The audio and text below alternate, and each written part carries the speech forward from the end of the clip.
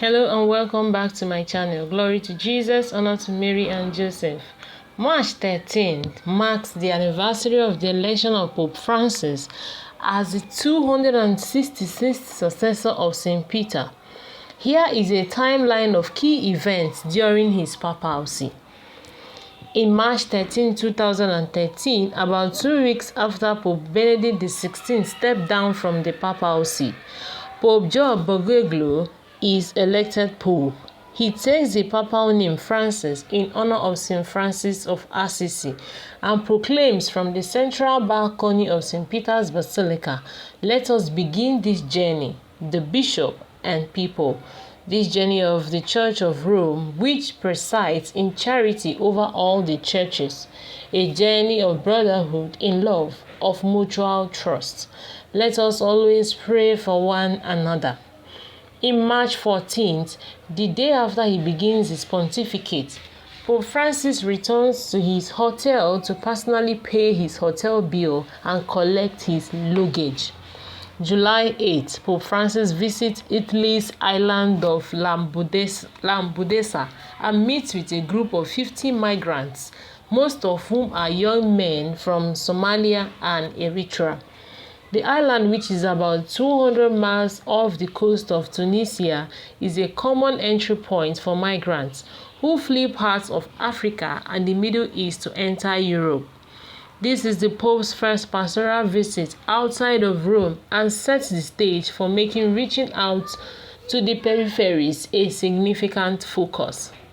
In July 23rd to 28th, Pope Francis visits Rio de Janeiro, Brazil, to participate in World Youth Day 2013. More than 3 million people from around the world attend the event. July 29, on the return flight from Brazil, Pope Francis gives his first papal news conference and sparks controversy by saying, "If a person is gay and seeks God and has goodwill, who am I to judge?" The phrase is prompted by a reporter asking the Pope a question about priests who have homosexual attraction. November 24, Pope Francis publishes his first apostolic exhortation, Evangelii Gaudium, the joy of the gospel. The document illustrates the Pope's visit for how to approach evangelization in the modern world. In 2014, February 22nd, Pope Francis holds his first papal consistory to appoint 19 new cardinals, including ones from countries in the developing country that have never previously been represented in the College of Cardinals, such as Haiti. March 22nd, Pope Francis creates the Pontifical Commission for the Protection of Minors. The commission works to protect the dignity of minors and vulnerable adults, such as the victims of sexual abuse. October 5th, the Synod on the Family begins. The bishops discuss a variety of concerns, including single-parent home, cohabitation, homosexual adoption of children, and interreligious marriages. December 6th, after facing some pushback for his efforts to reform the Roman Curia, Pope Francis discusses his opinion in an interview with La Nación, an Argentine news outlet.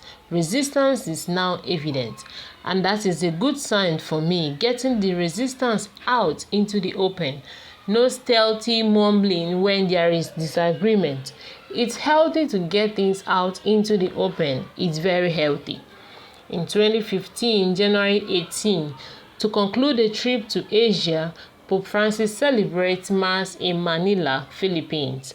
Approximately 6 million to 7 million people attend the record-setting Mass despite heavy rain.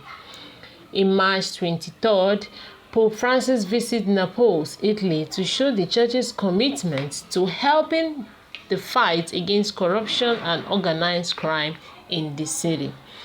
May 24th, to emphasize the Church's mission to combat global warming and care for the environment, Pope Francis publishes the encyclical Laudato Si, which urges people to take care of the environment and encourages political action to address climate problems. September 19th to 22, Pope Francis visits Cuba and meets with Fidel Castro in the first papal visit to the country since Pope John Paul II in 1998. During his homily, Francis discusses the dignity of the human person. Being a Christian entails promoting the dignity of our brothers and sisters, fighting for it, living for it. September 22nd to 27th.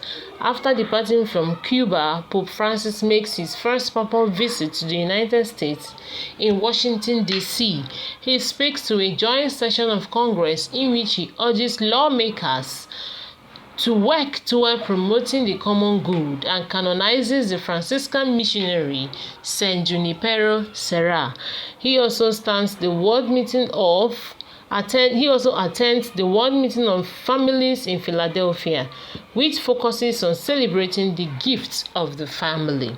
October 4th, Pope Francis begins the second synod on the family to address issues within the modern family, such as single-parent homes, cohabitation, poverty, and abuse.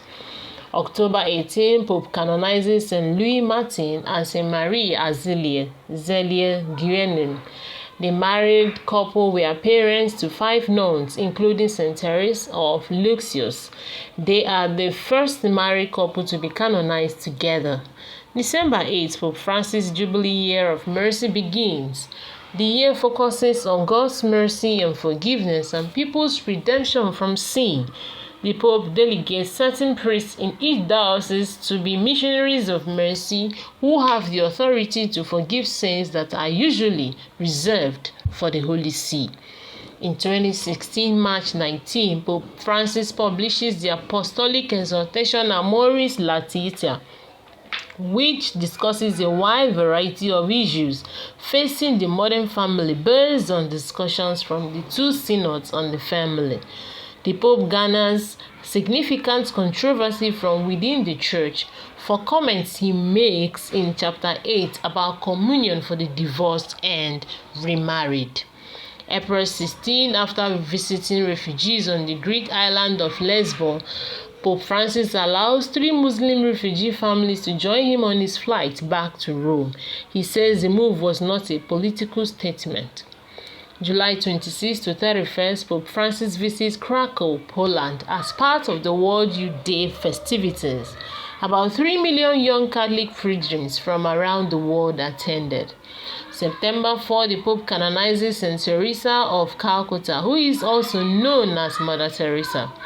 The saint, a nun from Albania, dedicated her life to missionary and charity work, primarily in India.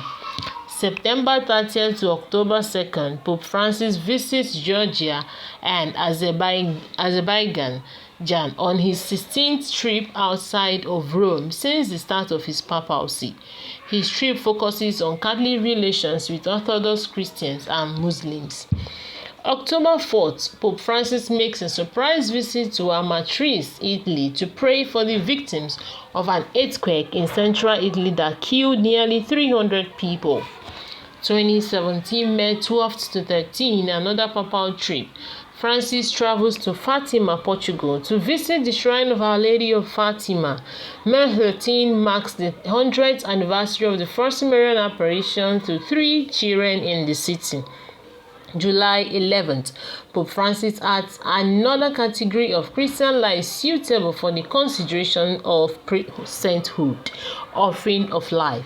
The category is distinct from martyrdom, which only applies to someone who is killed for his or her faith. New category applies to those who die prematurely during an offering of their life to God and neighbor. November 19th. On the first ever World Day of the Poor, Pope Francis eats lunch with 4,000 poor and people in need in Rome. November 27th to December 2nd, in another trip to Asia, Pope Francis travels to Myanmar and Bangladesh. He visits landmarks and meets with government officials, Catholic clergy, and Buddhist monks. He also preaches the gospel and promotes peace in the region. 2018, January 15 to 21, the Pope takes another trip to Latin America, this time visiting Chile and Peru. The Pontiff meets with government officials and members of the clergy while urging the faithful to remain close to the clergy and reject secularism. The Chilean visit leads to controversy over Chilean clergy sex abuse scandals. August 2nd, the Vatican formally revises number 2267 of the Catechism of the Catholic Church, which concerns the death penalty. The previous text suggested the death penalty could be permissible in certain circumstances, but the revision states that the death penalty is inadmissible. August 25th, Archbishop Carlo Vigano, former Papal Nuncio to the United States, publishes an 11-page letter calling for the resignation of Pope Francis and accusing him and other Vatican officials of covering up sexual abuse, including allegations against former Cardinal Theodore McCarrick. The Pope initially does not directly respond to the letter, but 9 months after its publication, he denies having prior knowledge about McCarrick's conduct. August 25th to 28th, Pope Francis visits Dublin, Ireland, and to attend the World Meeting of Families. The theme is the Gospel of Family Joy for the World. On October 3rd to 28th, the Synod on Young People, the Faith and Vocational Discernment takes place. The Synod focuses on best practices to teach the faith to young people and to help them discern God's will. 2019, January 22nd to 27, the Third World Youth Day during Pope Francis' pontificate takes place during these 6 days in Panama City, Panama. Young Catholics from around the world gather for the event with approximately 3 million in attendance. February 4th, Pope Francis signs a joint document in which Sheikh Ahmed Al-Tayed, the Grand Imam of Al-Zahar in Abu Dhabi, United Arab Emirates, titled The Document on Human Fraternity for World Peace and Living Together. The document focuses on people of different faiths uniting together to live peacefully and advance a culture of mutual respect. February 21st to 24th, the meeting on the protection of minors in the church, which is labeled the Vatican Sexual Abuse Summit, takes place. The meeting focuses on sexual abuse scandal in the church and emphasizes responsibility, accountability, and transparency. October 6th to 27th, the church holds the Synod of Bishops for the Pan-Amazon region, which is also known as the Amazon Synod. The Synod is meant to present ways in which the Church can better evangelize the Amazon region, but leads to controversy when carved images of a pregnant Amazonian woman, referred to by the popes as Pachamama, are used in several events and displayed in the Basilica near the Vatican. October 13, St. John Henry Newman, an Anglican convert to Catholicism and a cardinal, is canonized by Pope Francis. Newman's writing inspired Catholic Students Association at non-religious colleges and universities in the United States and other countries. In 2020, March 15, Pope Francis takes a walking pilgrimage in Rome to the Chapel of the Crucifix and prays for an end to the COVID-19 pandemic. The crucifix was carried through Rome during the plague of 1522. March 27, Pope Francis gives an extraordinary Ub et Orb blessing in an empty and rain-covered St. Peter's Square, praying for the world during the coronavirus pandemic. March 5th to 8th, in his first papal trip since the state of the COVID-19 pandemic, Pope Francis becomes the first pope to visit Iraq. On his trip, he signs a joint document with Grand Ayatollah Ali al-Sistani condemning extremism and promoting peace. July 3rd, Cardinal Giovanni Angelino Becciu, who was elected to the College of Cardinals by Pope Francis, is indicated in the Vatican court for embezzlement, money laundering, and other crimes. The Pope gives approval for the indictment. July 4th, Pope Francis undergoes colon surgery for diverticulitis, a common condition in older people. The Vatican releases a statement that assures the Pope reacted well to the surgery. Francis is released from the hospital after 10 days. July 16th, Pope Francis issues a motu proprio Tritur Traditionalis Custodes. The document imposes heavy restrictions on the celebration of the traditional Latin Mass. December 2nd to 6th, the Pope travels to Cyprus and Greece. The trip includes another visit to the Greek island of Lesbos to meet with migrants. January 11th, Pope Francis makes a surprise visit to a record store in Rome called Stereo Sound. The Pope, who has an affinity for classical music, blesses the newly renovated store. March 19, the Pope promotes Predicate Evangelium, which reforms the Roman Curia. The reform emphasizes evangelization and establishes more opportunities for the laity to be in leadership positions. May 5th, Pope Francis is seen in a wheelchair for the first time in public and begins to use one more frequently. The Pope has been suffering from knee problems for months. July 24th to 30th, in his first papal visit to Canada, Pope Francis apologizes for the harsh treatment of the indigenous Canadians, saying many Christians and members of the Catholic Church were complicit. 2023, January 31st to February 5th, Pope Francis travels to the Democratic Republic of Congo and South Sudan. During his visit, the Pope condemns political violence in the countries and promotes peace. He also participates in an ecumenical prayer service with Anglican Archbishop of Canterbury, Justin Welby, and moderator of the Church of Scotland, Lane Greenshields. March 29 to April 1st, Pope Francis is hospitalized for a respiratory infection. During his stay at Rome's Gemelli Hospital, he visits the pediatric cancer ward and baptizes a newborn baby. April 5th, the Pope appears in the Disney documentary The Pope Answers, which is in Spanish, answering 6 hot-button issues from members of Gen Z from various backgrounds. The group discusses immigration, depression, abortion, clergy, sexual and psychological abuse, transgenderism, pornography, and loss of faith. April 28th to 30th, Pope Francis visits Hungary to meet with government officials, civil society members, bishops, priests, seminarians, Jesuits, consecrated men and women, and pastoral workers. He celebrates Mass on the final day of the trip in Kossuth, Lodger Square.